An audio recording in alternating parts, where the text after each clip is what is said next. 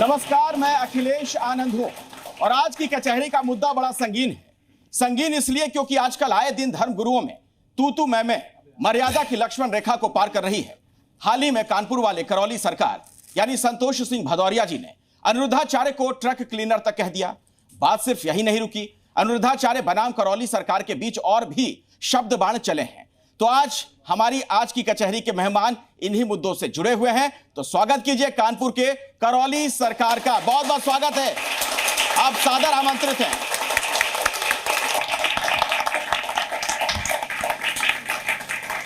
आप स्थान ग्रहण करें।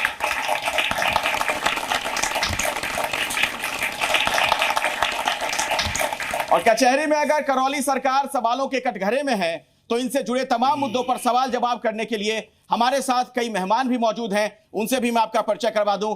आपको राकेश उपाध्याय जी नजर आ रहे हैं, सीनियर जर्नलिस्ट हैं आप। अमन गिरी महाराज जी हमारे साथ मौजूद हैं। अकुश श्रीवास्तव है, सीनियर जर्नलिस्ट है। नीति शर्मा जी हमारे साथ यहाँ पर मौजूद हैं और निशा खन्ना जी भी यहाँ पर हमारे साथ जुड़ी हुई हैं। तमाम लोगों से हम बातचीत करेंगे।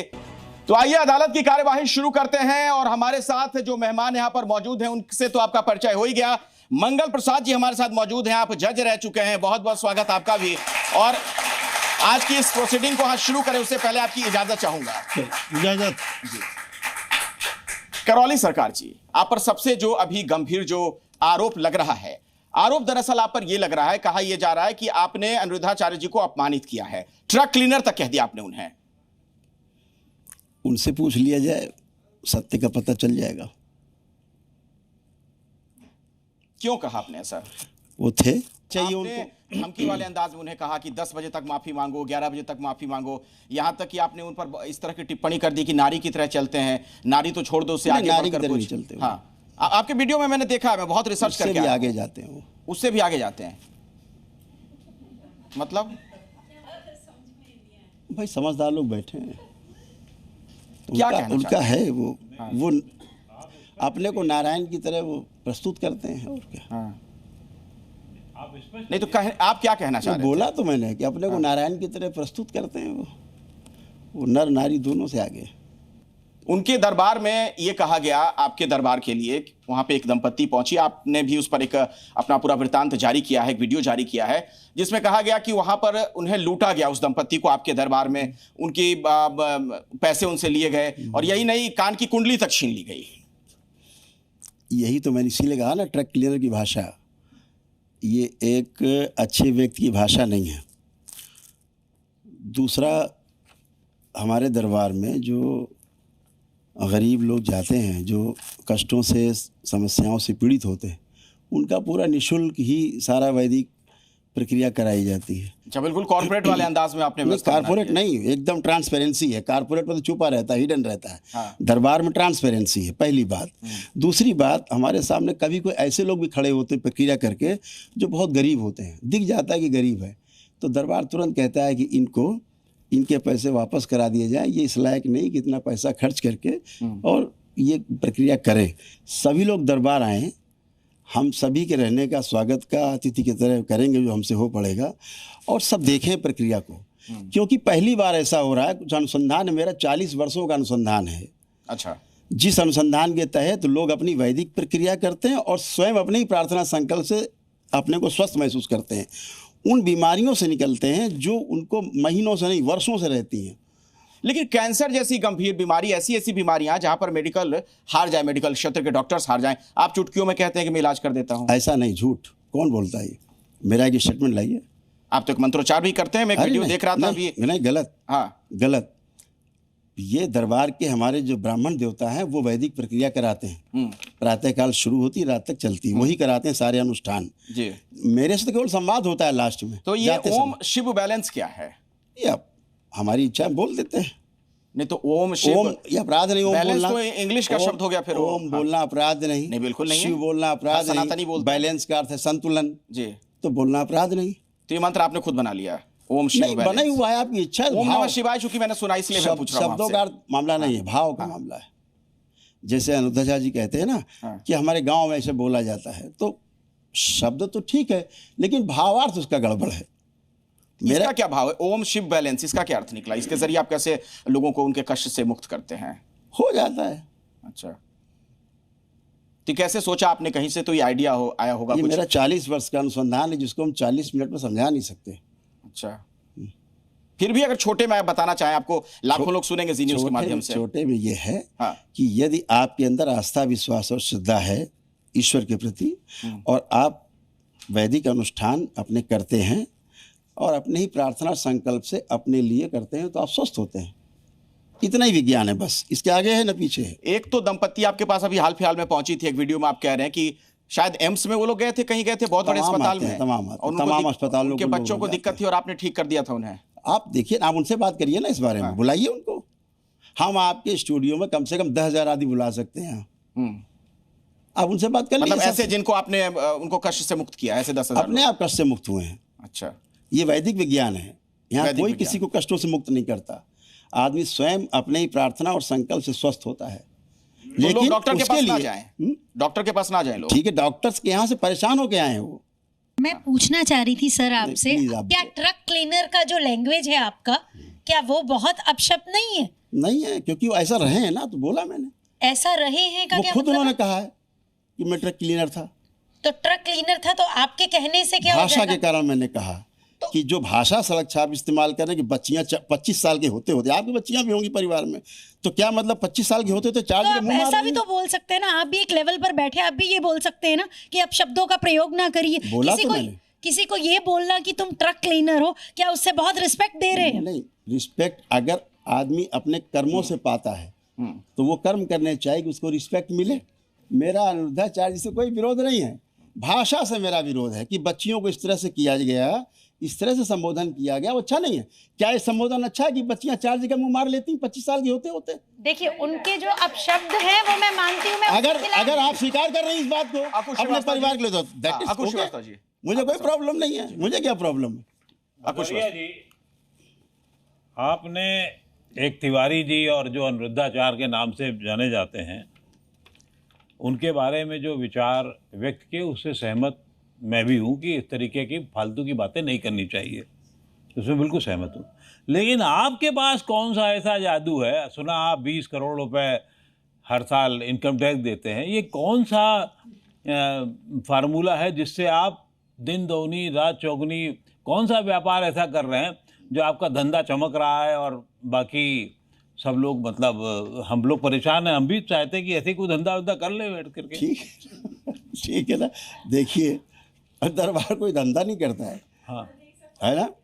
दरबार कोई धंधा नहीं करता। दरबार क्या होता है? दरबार क्या मतलब? आप दरबार चलाते हैं क्या? दरबार इन द सेंस, जो लोग हमारे दरबार में ब्राह्मण हैं, देवता हैं, जिसकी हम आराधना करते हैं, उनकी बात करते हैं। हाँ, ठीक है ना, उसको हम दरबार बोलते हैं। हम अपने ऊपर नहीं लेते कि हम कर रहे हैं, ठीक है ना।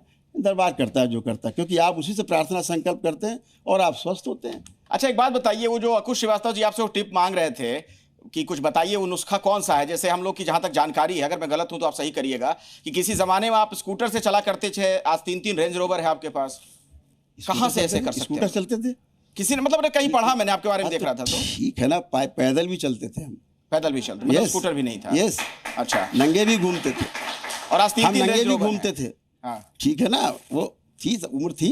हाँ, लेकिन इसको आप किस ढंग से लेते हैं? अच्छा लेते हैं। अगर आपने कोई प्रोग्रेस की है, आप भी कहीं रहे होंगे कभी, आप आज यहाँ सम्मानित जगह खड़े हैं, तो ये प्रोग्रेस है आपकी कि आप नीचे जा रहे हैं? क्या है इसको, क्या कहना चाहेंगे? अच्छा, ये आपका प्रोग्रेस है? नहीं, किसी का भी। हाँ, किसी का भी अगर कोई व्यक्ति आगे जा रहा है, कुछ समाज को लाभ दे पा रहा है। लेकिन साधु संत तो मतलब इन आडंबरों से दूर रहते हैं। साधु संत पे केवल सम्मान, ये सब प्रश्न क्यों उठाते हैं आप लोग? हाँ, साधु संत को जीने का अधिकार नहीं है? क्यों नहीं है? बिल्कुल है। साधु संत को सम्मान का अधिकार नहीं है? साधु संत को बड़ी गाड़ी में चलने का अधिकार नहीं है? बिल्कुल अधिकार है। दिन भर हम लोग गाड़ी में ट्रेवल करते हैं, तो क्या मतलब है आपको हम टेम्पो में चले? हम तो ये गाड़ी से भी चल सकते हैं, 3-3 रेंज रोवर। अरे तो दिक्कत क्या है? हमारे साथ 50 लोग चलते तो हम कैसे ले चले सबको? अच्छा, सबको रेंज रोवर में लेके चलते हैं? वाह, ये तो बढ़िया है। आप केवल रेंज रोवर की बात क्यों कर रहे हैं? अच्छा, और भी कुछ है? नहीं, हवाई जहाज भी हो सकता है, दिक्कत क्या है उसमें? अच्छा, प्राइवेट जेट, प्रॉब्लम क्या है जी? ये सारा प्रश्न संतों पे क्यों है कि हवाई जहाज नहीं हो सकता है? अच्छा, आपने अनिरुद्धाचार्य जी के लिए बताया कि वो ट्रक क्लीनर थे, तो आपके बारे में भी बहुत कुछ पता चला है। 1992 में आपके ऊपर हत्या का मुकदमा है, क्या ये सत्य है? आपके मैं ऊपर आपके चैनल जमीन पे मैं आपके चैनल जमीन पे कहना जमीन चाहता कब्जे हूँ, के मैं आपके मुकदमे कचहरी हैं। में इस चैनल पे कहना चाहता हूँ, मैं अपनी लाइफ में पूरी कभी भी किसी क्रिमिनल केस में कभी जेल नहीं गया, ना कभी किसी ने जमानत कराई, ना जेल गया हूँ। जेल ये नहीं सारे जो जाना। आरोप है मेरे मैं आपसे ऊपर माननीय मुलायम सिंह जी के गवर्नमेंट में तमाम मुकदमे दर्ज कराए गए, तमाम आंदोलन हुआ। मैं किसान आंदोलन में था उस समय, हाँ, शुरुआत में आप किसान आंदोलन में था, मैं टिकैत साहब के साथ था। बहुत मेरे ऊपर मुकदमे दर्ज कराए गए। तो क्या हुआ, आंदोलन हुए, बहुत बड़े बड़े आंदोलन हुए हमको छुड़ाने के लिए। उसके बाद कैबिनेट की आपातकालीन बैठक में मेरे ऊपर से सारे मुकदमे विड्रॉ किए उन्होंने, गवर्नर साहब के यहाँ जा करके अध्यादेश बन के, और बाहर आए। ये तो आंदोलन थे। अगर आंदोलन में कोई जेल जाता, मुकदमे लिखे जाते तो साधारण है। तो नहीं, मैंने तो आपसे सिर्फ पूछा कि मुकदमा था, कि मैंने ये नहीं बोला आप कन्विक्शन आपको मिली, आपको ऑब्वियसली कन्विक्शन तो नहीं मिली आपको। मैंने तो सिर्फ एक छोटा सा प्रश्न अदालत में गया ही पूछा, नहीं। आपके ऊपर जमीन कब्जे के मुकदमे हैं। लाइए एक जमीन, मैं तो कह रहा हूँ अभी 1 करोड़ इनाम दूंगा मैं। एक जमीन बताइए, एक नंबर बताइए, खसरा नंबर, बही नंबर, मकान नंबर, दुकान नंबर, कुछ भी बताइए जो मैंने कब्जा किया, मुझे लोग बता कहते हैं कि दीजिए। 14 एकड़ में आपका साम्राज्य आपका फैला जो हुआ है पूरा पूरा। साम्राज्य फैला हुआ अरे है। बताइए तो कोई। नहीं, मैं आपसे केवल सिर्फ आरोप लगाने से नहीं मैं होगा, आरोप सबूत नहीं लगा दीजिए। रही। कचहरी में सबूत चलता है, आप सबूत नहीं, दीजिए। कचहरी में सबूत जरूर चलता है, सबूत जरूर चलता है, लेकिन बिना आग के धुआं भी नहीं उठता है। ये भी अरे सत्य भाई है। धुआं ऐसे उठा रहे हैं बिना लोग आग बगैर के आग के। नहीं नहीं नहीं नहीं अरे नहीं, बिना उस आग के तरीके धुआं से नहीं उठता तो है। अतीक अहमद के पास भी अरबों की जमीन थी, सैकड़ों एकड़ जमीन थी, उसके पास भी सबूत नहीं था।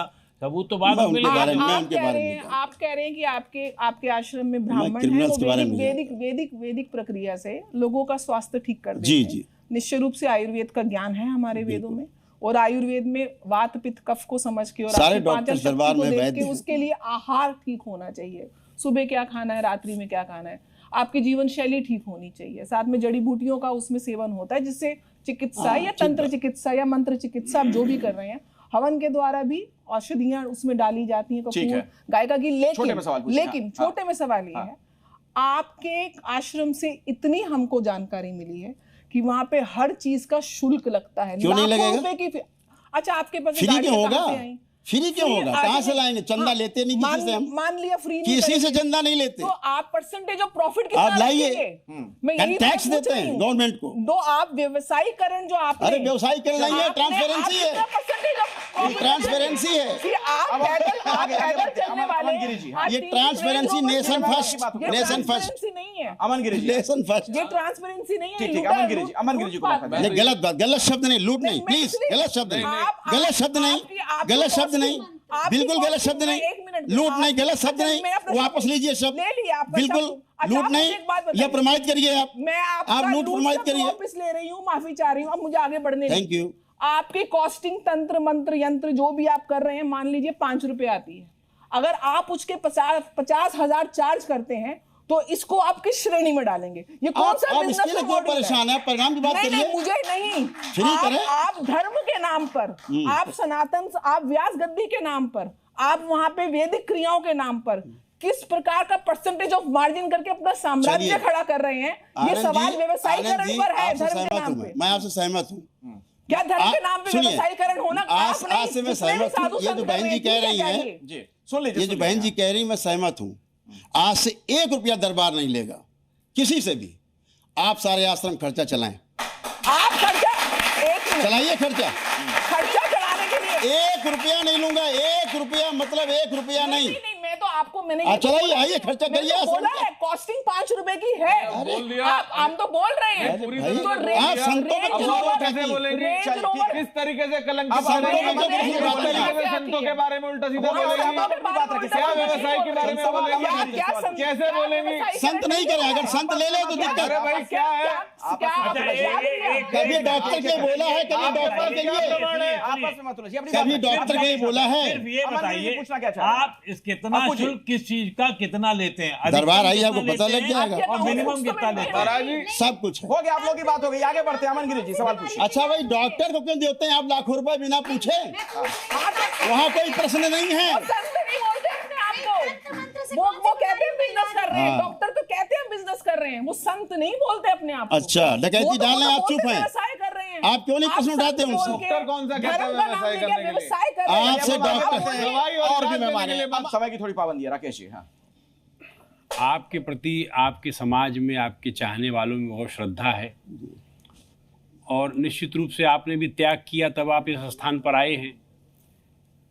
पर मुझे एक सवाल आपसे पूछने का मन कर रहा है, क्योंकि हमने बचपन से करौली जो नाम सुना है वो तो नीप करौली बाबा के रूप में सुना है, और वो नाम ऐसा है, उन बाबा के बारे में तो हमने जो उनके भक्तों से, और उस समय जो जीवित थे वो तो शायद 67-68 में मुक्त हो गए, और बड़े बड़े दुनिया में नाम चीन लोग जो है तो सबको बड़े प्रेम से रखते थे और कोई शुल्क नहीं लेते थे, सबकी चिंता, सबको खिलाना पिलाना और मानव मात्र को प्रेम करते थे। एक बात, अब वो नाम आपने धारण कर लिया है, तो वो और हिमालय में घूमते रहते थे, रमता जोगी बहता पानी, कोई ऐसा स्थान बनाया नहीं। बहुत अच्छी बात है। ठीक, अब जवाब ले लेते हैं। अब जो है आपने करौली नाम स्वयं धारण कर लिया या आपको आपके गुरुदेव ने दिया, क्या बात हुई? ऐसा नहीं है। अच्छा, जिस ग्राम में, कानपुर में जो आश्रम है, उस ग्राम का नाम करौली है, इसलिए उसको करौली शंकर। नाम का असर भी तो कुछ होता है जीवन पर। हाँ तो है ना असर, देखिए ना इतने लोग बैठे हैं, असर के कारण बैठे हैं। अद्भुत अद्भुत अद्भुत। हम यही चाहते हैं कि जो थोड़ा शुल्क आप लेते हैं, हम फ्री भी करते हैं, उसको छोड़ दीजिए। मतलब व्यवसायीकरण ज्यादा हो गया शायद, ये नहीं अच्छा है। अखिलेश जी, निःशुल्क भी करता है ना दरबार, श्रद्धा ये भी से तो आप देता है देखिए। महाराज। हाँ बिल्कुल, ये करें। श्रद्धा से दे, अच्छी बात है। नहीं, और दूसरी बात है, गांव-गांव जाने की भी आज जरूरत है। जाता हूँ मैं, निःशुल्क दरबार लगते हैं मेरे देश में। क्योंकि देखिए इस देश में चंगाई सभा चल रही, जी, और सनातन धर्म के लोगों का मतांतरण भी हो रहा है। हाँ बहुत। चलिए अब आगे आदरणीय, मैं आपकी मर्यादा की गरिमा रखते हुए ये जानना चाहूंगा कि आज पूरी दुनिया artificial intelligence, science and technology की तरफ आगे बढ़ रही है, तो क्या हमारे देश के युवा को इन सब चीज़ों की तरफ रख के आप ये नहीं समझते कि हमारा देश पीछे रह जाएगा या इन सब चीज़ों से पिछड़ा रह जाएगा? आपका क्या विचार है? मैं आपको बताना चाहूँगा, क्योंकि आप लोग उसमें बहुत आगे हैं, आपको बहुत अद्भुत बात बताएं इस कचहरी में। मेरी बात को हो सकता है आप अन्यथा भी ले सकते हैं, क्योंकि आपको उसमें जानकारी नहीं है। ये जो आर्टिफिशियल इंटेलिजेंस है, ये आप इस तरह समझ लें कि ये भी एक मानसिक बीमारी को उत्पन्न कर रही है बच्चों में। मेरे सामने तमाम केस आते हैं, रोज़ आते हैं 2-4 केस बच्चों के, जो चलना फिरना भूल रहे हैं, खाना कैसे खाया जाता है, खाना सामने रखा है, खाना भूल रहे हैं, माता पिता को भूल रहे हैं, ये स्मृतियाँ उनकी बाहर जा रही हैं। अल्जाइमर जैसा हो रहा है। बच्चों को अल्जाइमर नहीं होता, अल्जाइमर होता है 40 ईयर्स एबव जो लोग होते हैं, उम्र जनित बीमारी है। हाँ, उम्र जनित बीमारी है, लेकिन अल्जाइमर जैसा हो रहा है, तो स्मृतियाँ उनमें नहीं रह रही हैं। आज बच्चे परेशान हो रहे हैं, आप देखिए चल नहीं पा रहे ठीक से। जब दरबार उनकी स्मृतियाँ नष्ट करता है तो वो बच्चे फिर से फास्ट होते हैं एकदम से कि हाँ मैं बिल्कुल स्वस्थ। जो आपने बात कह दी स्मृतियां नष्ट करना, यहाँ से फिर से चर्चा हो सकती थी शुरू की, ये क्या है, लेकिन समय की थोड़ी पाबंदी है। अब जज साहब के पास मैं जाना चाहूंगा और उनसे चाहेंगे कि आज जो आपने पूरा सुना है यहाँ पर कचहरी में जो कुछ हुआ है, आपका फैसला क्या है इस पर, जज महोदय? आज की इस कार्रवाई में समस्त तथ्यों, तर्कों, प्रश्नों और स्वामी जी के उत्तरों को ध्यान में रखते हुए मैं इस निष्कर्ष पर पहुंचता हूं कि धार्मिक मर्यादा के परिपालन के क्रम में भाषायिक संवाद का ध्यान रखना और इसका पालन करना अति आवश्यक होता है। साधु संतों को बाह्य आडंबरों से सदैव दूर रहना चाहिए। उन्हें समाज को अच्छे संस्कार, समाज को अच्छे विचार और कुरीतियों से दूर रखने की सीख देनी चाहिए। आपसी वाद विवाद और धर्म के नाम पर तू महमे से भी उन्हें दूर रहना चाहिए।